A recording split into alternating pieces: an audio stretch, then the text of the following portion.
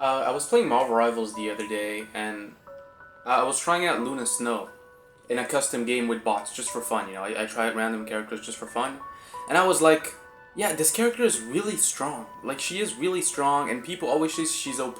They always say she's overpowered. She needs nerfs this, nerf that, Luna this, Luna that. And then I thought to myself, you know, as I was starting to play her, I was actually starting to enjoy playing her, and I was like, now that I kind of like playing her, even though I still kind of suck, I can't aim well. Now that I kind of like playing her, I kind of don't want her to get nerfed because she's kind of fun to play, and that made me think about the dilemma behind balancing in a game like Marvel Rivals, right? So, for those who are unaware of the very obvious fact behind why balancing can feel weird sometimes in this game, it's simple because in balancing, you have to balance. In the balancing itself, the process of balancing characters, you need to balance the balancing for casual players, competitive players, and tournaments. Okay. They even spoke about this in one of the interviews, whatever.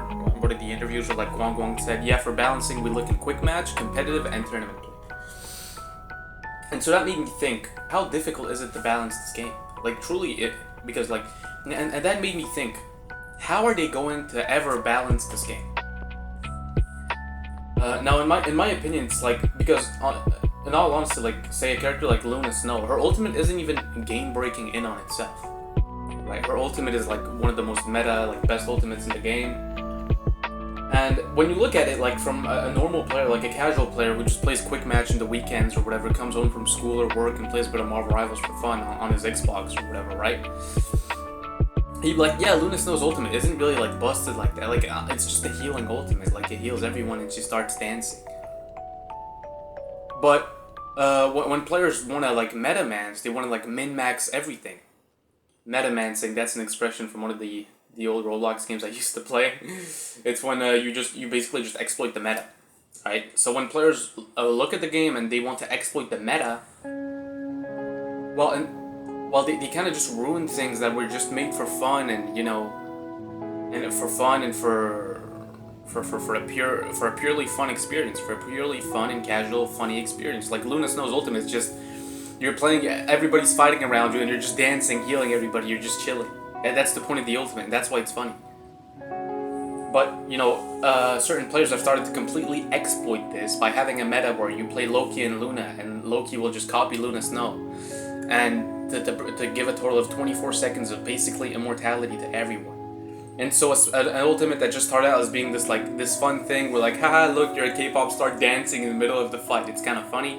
Well, it turned into this whole balance, borderline game-breaking meta thing where like pro players are genuinely exploiting the heck out of the ultimate.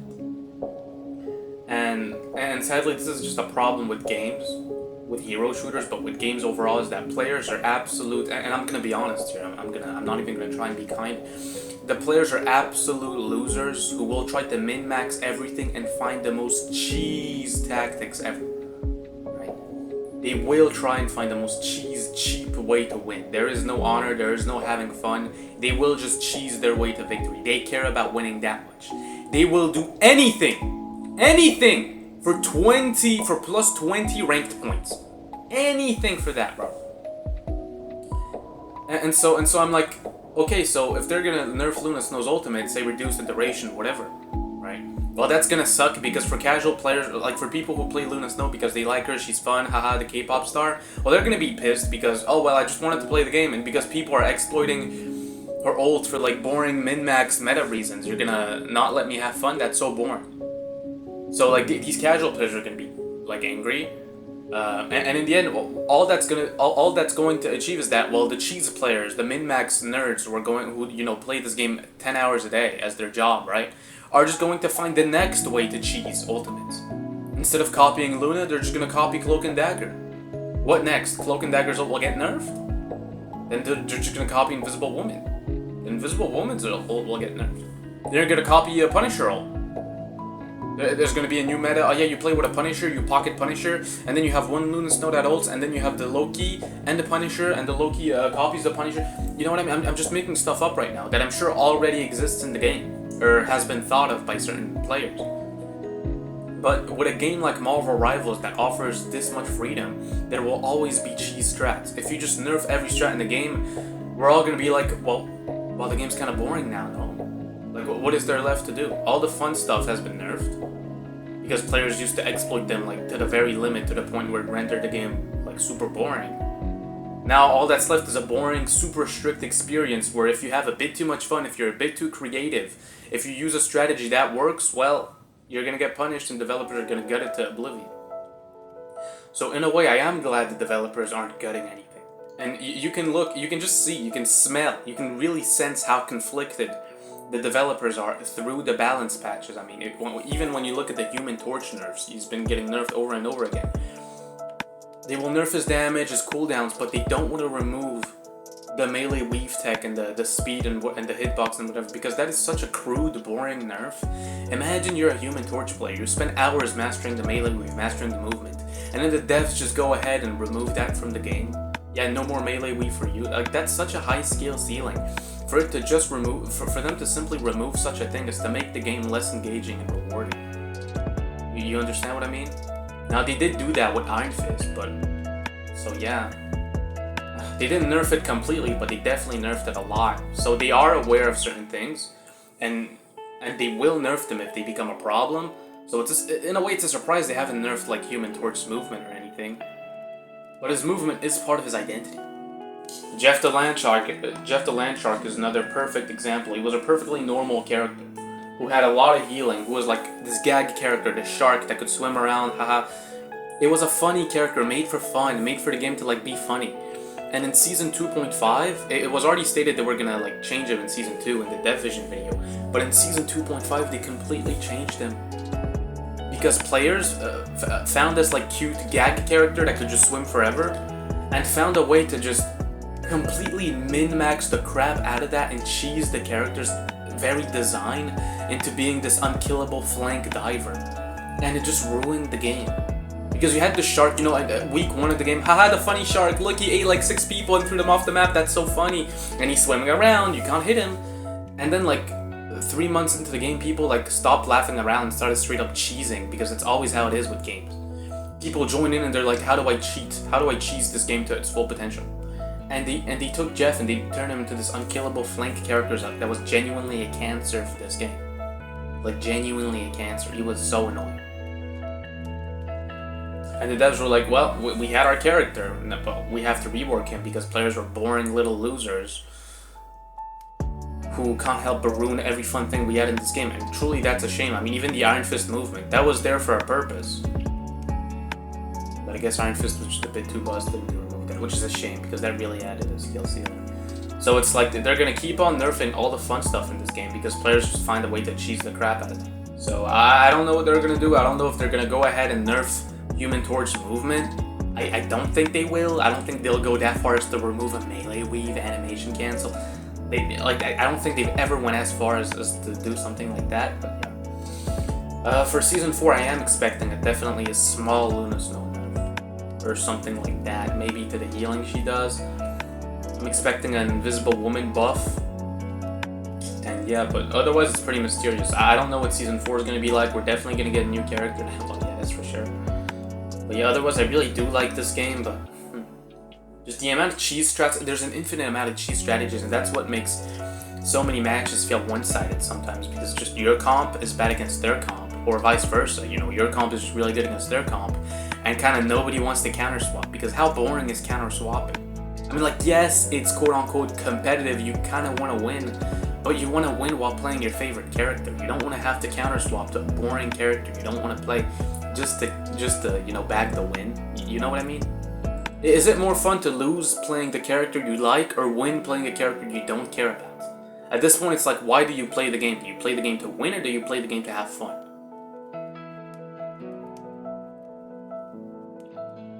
You know, and people will say, yeah, but it's competitive. Yeah, it's competitive, but it's still a free game and a free game mode. We're not playing in a tournament and there's nothing at stake. You know, and not everybody who plays competitive is a jobless loser. Some people come home from work and they just want to play Spider-Man. Even if they go 6-11, they kind of just want to play Spider-Man. Like, you know, they don't care that much about winning, that they're gonna go and min-max, swap, study the compositions. Like, no, I just came home from school, let me play who I want to play. If I win, I win. If I lose, I lose. And I think that's kind of the mindset you have to adapt if you want to have fun in this game, because a lot of players just care too much about winning. And spoiler alert, you're playing against other players, and other players aren't just gonna roll over.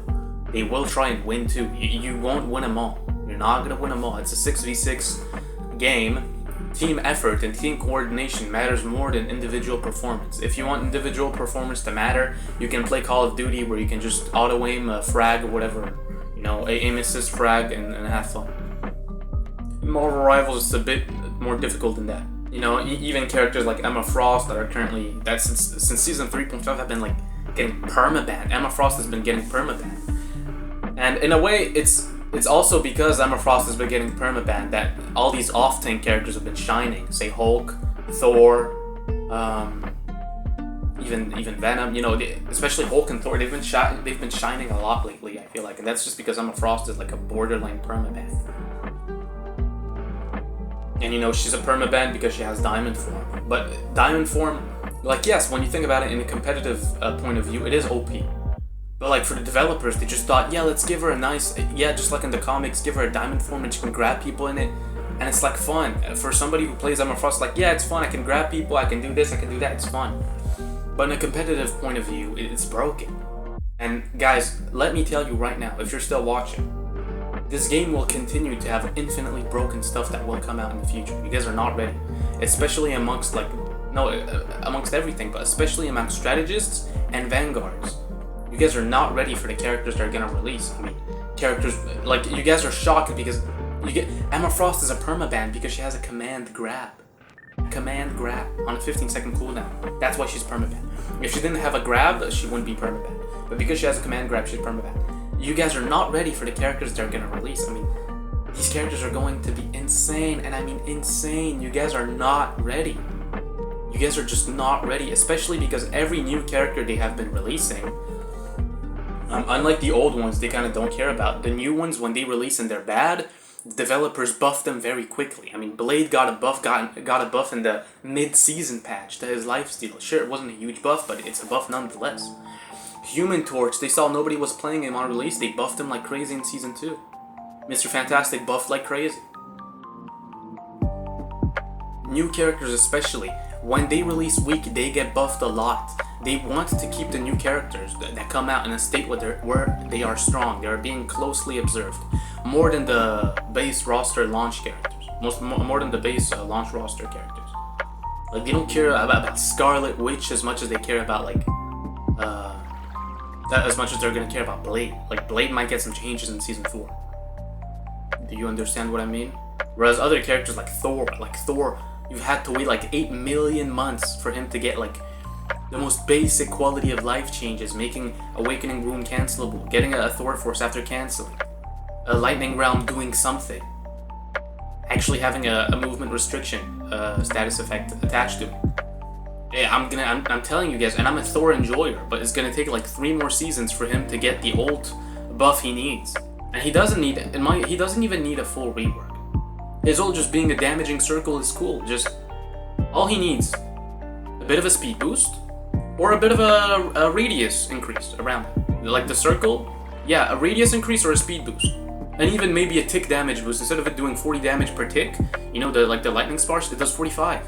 And boom, the ult is way better. It's like suddenly way better. It's fast, can catch people off guard, can kill. Suddenly it's way better.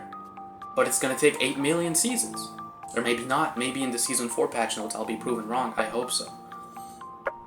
Balance patch notes are some of the most exciting things to read about in any game, but in this game in particular. And I do read them, and I do make reaction videos to them. Dev Vision plus balance patches, and I will upload them, these reaction videos, once they come out. So yeah, it's just a problem about competitive. There will never be an end to cheese tactics. Never ever. They will obviously, when characters like step way out of line and are completely overpowered, unbeatable, like really cheese, they will nerf. Like they nerfed Punisher in Season 3, and Emma Frost. Like they will go and nerf what's way too strong and buff what's a bit underpowered. Like in my opinion, the Season 3.5 balance patch notes were very good. Doctor Strange buffed. Because it's clear the theme of the Season 3 balance patch notes, what the developers had observed was that characters like Magneto were way too common. They were permanent, like, use, pick or ban, you know, like the nerds say. And the other Vanguards couldn't really shine that much because everybody was like, oh, well, Magneto. Solo tank, you better Magneto. Double tank, have Magneto anyway. It was constantly Magneto. And so with the buffs, they helped bring Doctor Strange back up, and now he's actually insane. He does so much damage, he gets his ult so fast. And there's definitely, if you guys have been playing this season, I've been playing it quite a bit. In terms of Vanguard, there's way more variety. Now, is that because Emma Frost is banned?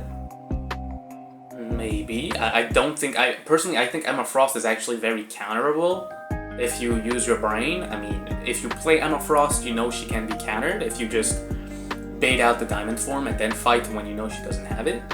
Otherwise, because without diamond form, she's actually squishy and slow, and she doesn't really have a shield, so you can easily kill her.